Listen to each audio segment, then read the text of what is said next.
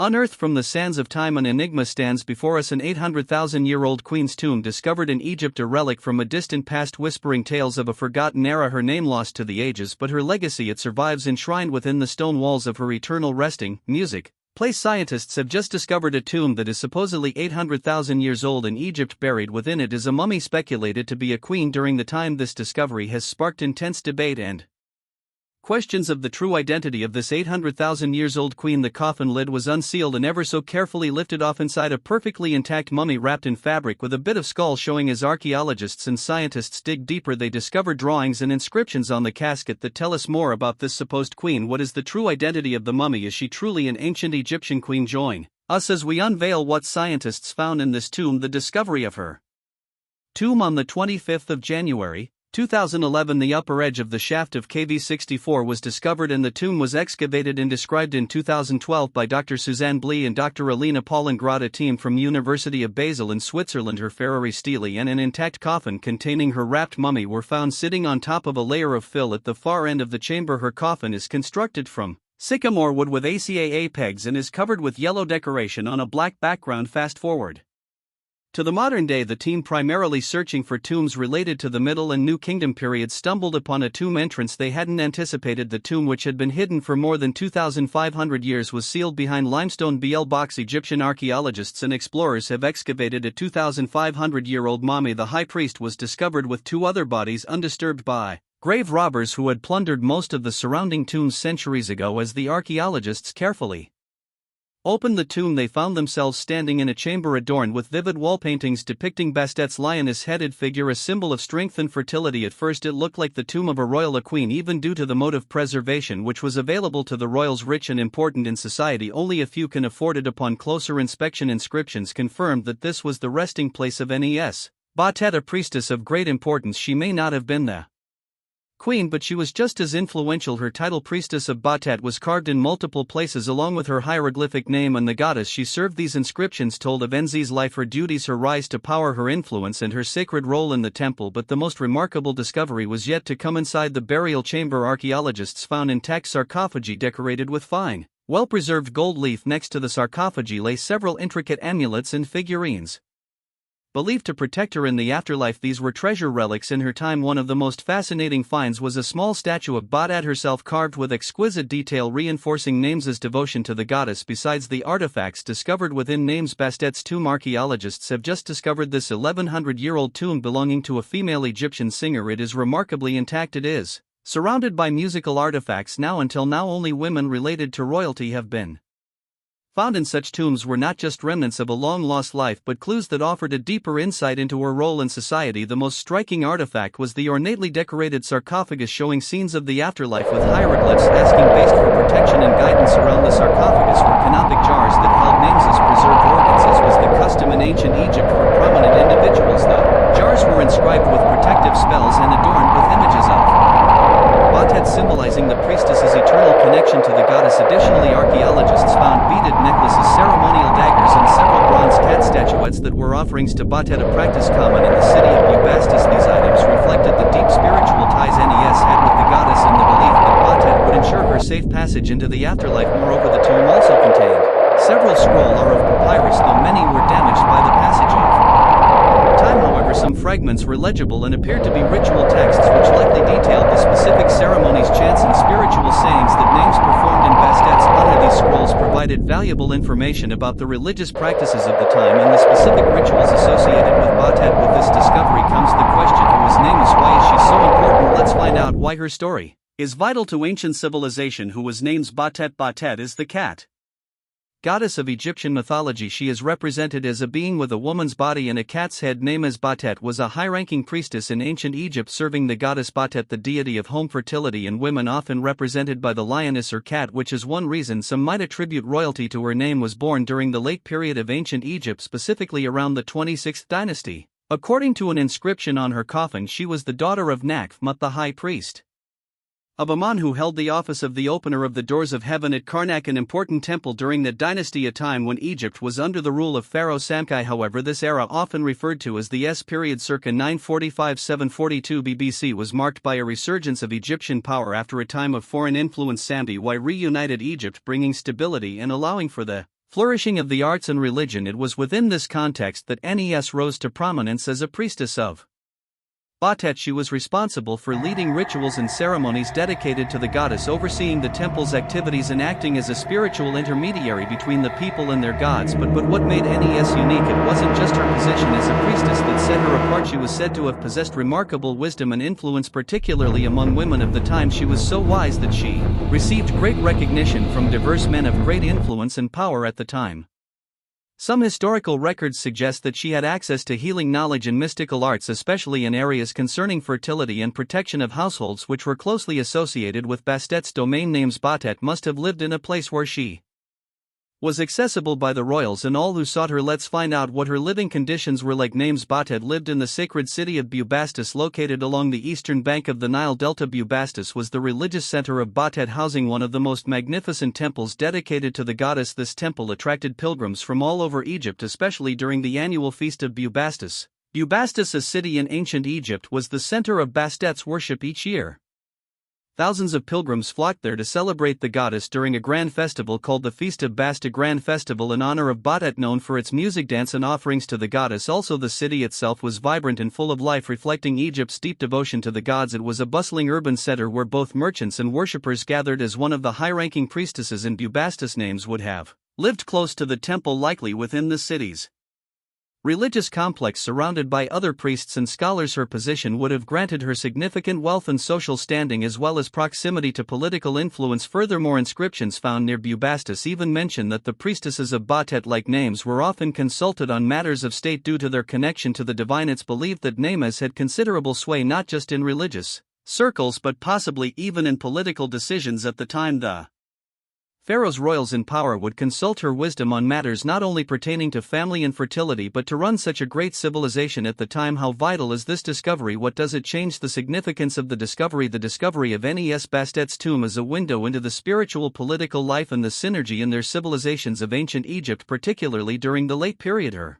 position as a high-ranking priestess gave her extraordinary influence not just in religious matters but in societal and even political spheres. It was through figures like Namus that the people of ancient Egypt maintained their connection with the divine, believing that their prayers through the priestess would reach the ears of the gods. Similarly, Names's devotion to Batet highlights the importance of female power in ancient Egypt, where priestesses held positions of immense authority, commanding respect and influence. It also depicts that spirituality was a strong part of ancient Egyptian civilization. Spiritual stood at the core during Names Bastet's era. In a male-dominated society, priestesses like Namus wielded significant control over religious institutions, and their decisions could shape the spiritual and communal lives of the people. In addition, the discovery of her tomb adds another layer to our understanding of Egyptian religious practices, especially during the S period. It reveals that despite the many changes Egypt underwent, including foreign invasions and shifts in power, their religious traditions remained strong, and figures like Nes played a crucial role in keeping those traditions alive. The rediscovery of priestess Nes Batet offers us more than just a glimpse into the distant past. It reminds us of the enduring nature of faith, the role of women in ancient religious hierarchies, and the intricate connections between Egypt's gods and its people. The tomb of Nes, with its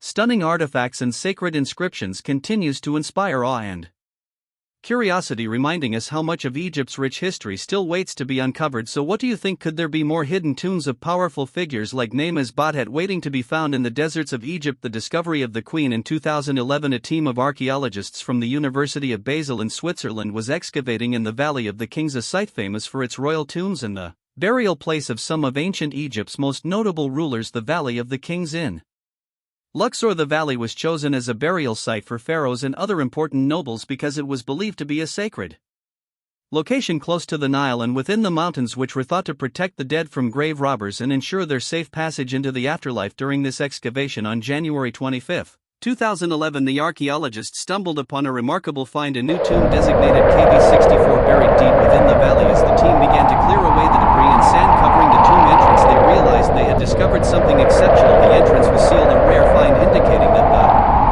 tomb had not been plundered in ancient times, as many others in the valley had been. The team, led by Dr. Susanna Bay and Dr. Elena Poole and Groot of the University of Basel, carefully opened the tomb's entrance and descended into its depths. What they found inside was beyond their expectations: an untouched burial chamber containing a well-preserved coffin adorned with colorful decorations and hieroglyphic inscriptions. The archaeologists soon discovered that the tomb contained the remains of two individuals, one of whom was a woman buried in name was inscribed on the coffin's surface. Her name was Nayama-Batet. Afterlife, most of the tombs were opened and robbed in ancient times, but they still show the wealth and power of Egypt's pharaohs. The valley gained attention after the discovery of Tutankhamun's tomb in 1922 and is now one of the most famous archaeological sites in the world. In 1979, it became a UNESCO World Heritage Site along with the rest of the Theban necropolis. The Valley of the Kings was established during the New Kingdom period of ancient Egypt around the 16th century BCE and was used until the end of the 11th century BCE. This period is considered the height of ancient Egyptian civilization, known for its grand architecture, extensive trade, and flourishing arts and culture. Several factors influenced the choice of the Valley of the Kings as a burial site. First, its remote location made it hard to access, providing natural protection against grave robbers. The valley's rugged terrain and surrounding mountains were ideal for hiding the tombs of pharaohs and other elite individuals. Second, the valley was believed to have sacred significance linked to ancient Egyptian beliefs about the afterlife and the journey of the soul. Among the tombs in the Valley of the Kings, Tutankhamun stands out. Its discovery in 1922 captivated the world and still fascinates people today. The tomb of Tutankhamun, the discovery of Tutankhamun's tomb, KV62, is one of the most important archaeological finds ever. In 1922, British archaeologist Howard Carter uncovered this tomb. As archaeological discoveries go, the uncovering of Tutankhamun's tomb in 1922 is surely one of the most famous. The excavation lead archaeologist, Howard Carter, kept a daily journal of his work, fascinating the world with its treasures and the mysteries surrounding the young pharaoh buried inside. Tutankhamun ruled during Egypt's 18th dynasty, a time of great achievements in art, architecture, and culture. He became pharaoh at just 9 years old and reigned for about 9 years until his early death around 1323 BCE. His reign followed the Amarna period, when his predecessor, Akhenaten, radically reformed religion by shifting worship to the sun disk, Aten. When Tutankhamun took the throne, he restored the worship of the old gods, likely gaining support from traditionalists in Egyptian society. In the midst of the impressive royal tombs of Egypt, KV62 stands out, not for its size or decoration, but for its mystery. It was likely not meant for a pharaoh. However, within its small chambers lie treasures that surpass those of even the greatest kings, turning the lesser-known Tutankhamun into a legend. Despite its size, the tomb contained around 5,000 artifacts, reflecting the lifestyle of the royal palace, including objects Tutankhamun used daily like clothes, jewelry, furniture, chariots, and weapons. The tomb's discovery made international headlines, and one of the most remarkable artifacts is Tutankhamun's solid gold mask, which covered his mummy, weighing about 11 kilograms. This mask is a masterpiece of ancient craftsmanship, showing the king's youthful face. The mask and other artifacts were meant to accompany the pharaoh in the afterlife, reflecting the ancient Egyptian belief in life after death. Tutankhamun, once an obscure king, became one of the most famous pharaohs thanks to the spectacular artifacts found in his tomb. The tomb's intact state and the wealth of artifacts it contained provided unprecedented insight into ancient Egyptian burial practices and material culture. The discovery of Tutankhamun's tomb, known as KV62, was the result of years of exploration in the Valley of the Kings, chosen for its remote location and natural concealment. Previous excavators, especially Theodore Davis, had searched the valley but did not find KV62, thinking no tomb would be cut into the valley floor. However, Howard Carter's team, funded by Lord Carnarvon, in October 1925, after 3 years of excavating Tutankhamun's tomb, Howard Carter and his team began to open the king's coffin. They took a different approach. On November 4, 1922, they uncovered the entrance to the tomb, which was well preserved compared to other royal tombs. The tomb has 4 main chambers: the antechamber, the burial chamber, the treasury, and a corridor leading to the entrance. The burial chamber is sparsely decorated compared to other tombs, but it features a stunning mural from the Book of the Dead, illustrating the journey of the soul in the afterlife. This artwork, along with various shrines and coffins found in the tomb, shows the importance of the afterlife in ancient Egyptian culture. In contrast to Tutankhamun's simpler burial chamber, the tomb of Seti I represents the highest level of artistic achievement in ancient Egyptian tomb design, showing the greatness and complexity of royal burials during the New Kingdom. The tomb of Seti I, known as KV17, Seti I was one of the most prominent rulers of ancient Egypt, and his reign is considered one of the most important in the country's long the second pharaoh of the 19th dynasty, considered a period of cultural flourishing, is considered one of the most beautiful and intricately decorated tombs in the Valley of the Kings.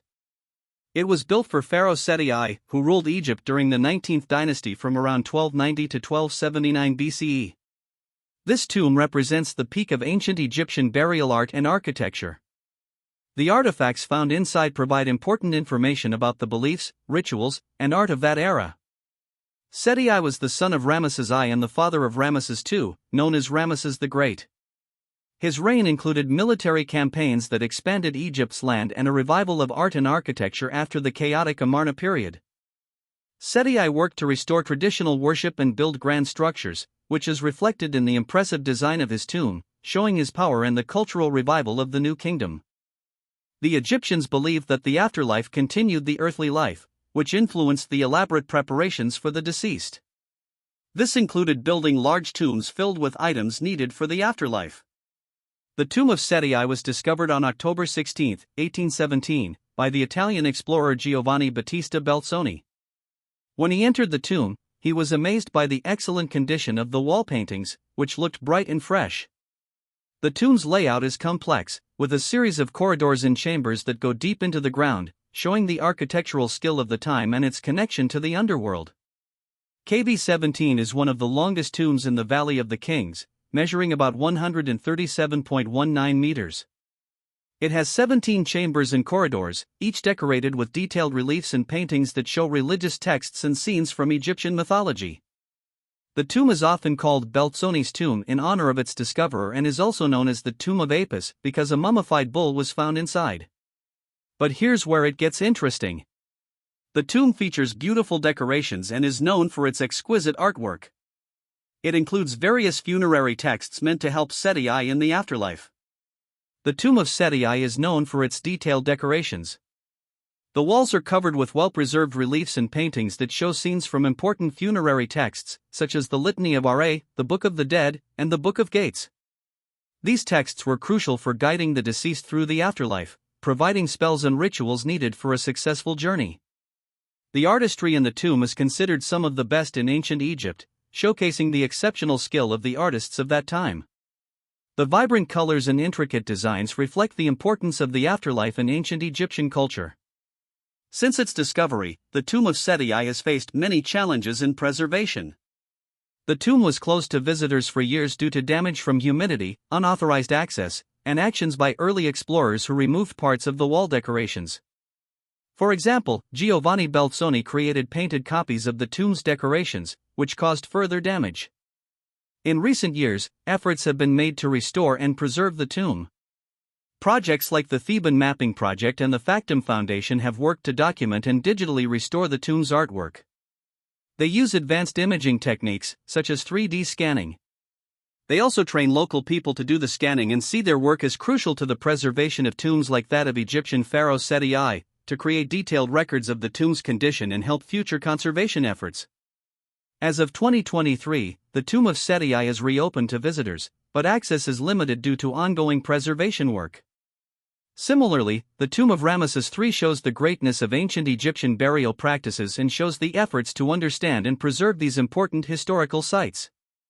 Ramesses III, considered the last great warrior pharaoh, ruled Egypt from around 1184 to 1153 BCE. His tomb, known as KV-11, is one of the most important and well-preserved burial sites in the Valley of the Kings. It reflects his status and achievements and provides insights into the religious beliefs and artistic traditions of the time. Ramesses III became pharaoh during a turbulent period marked by external threats, including invasions from the Sea Peoples, a group of naval raiders who attacked coastal cities in the eastern Mediterranean. His reign is notable for military campaigns that successfully defended Egypt and for major building projects, including temples and monuments that celebrated his victories and reinforced traditional religious practices. KV-11 was constructed during a transitional period as Egypt faced internal strife and external pressures.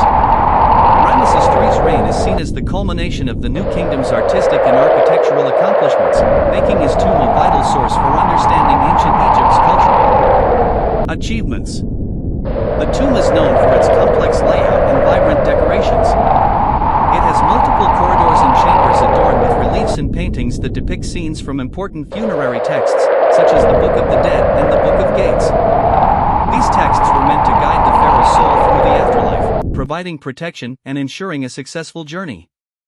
The tomb's design includes an unusual feature. The builders changed the tomb's direction partway through its construction to avoid hitting a nearby tomb, creating a unique layout compared to other tombs in the valley. The decorations in KV-11 are well preserved, showcasing the artistry and craftsmanship of ancient Egyptian artisans. The walls are covered with vibrant images of gods, goddesses, and mythological scenes that reflect the religious beliefs and rituals associated with the afterlife. Ramesses III is depicted interacting with various deities, symbolizing his journey to the afterlife and his divine status as pharaoh. The tomb also contains inscriptions that detail Ramesses III's achievements and highlight his role as a protector of Egypt. Despite its grandeur, KV-11 has faced challenges over the centuries. The tomb was opened and looted in ancient times, and early explorers removed some of the wall decorations.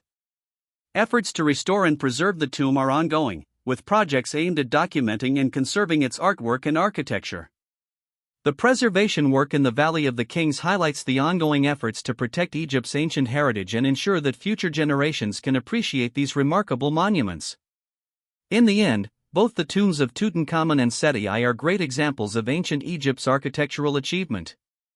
The discovery of Tutankhamun's tomb gave the world insight into the lavish lives and burial practices of Egypt's elite, while Seti I's tomb stands as a testament to the artistic and architectural mastery of ancient Egypt. Both tombs continue to fascinate archaeologists and visitors, offering a glimpse into the complex beliefs and practices that shaped one of history's greatest civilizations. This includes every word exactly as in the original text. Let me know if there's anything else you need.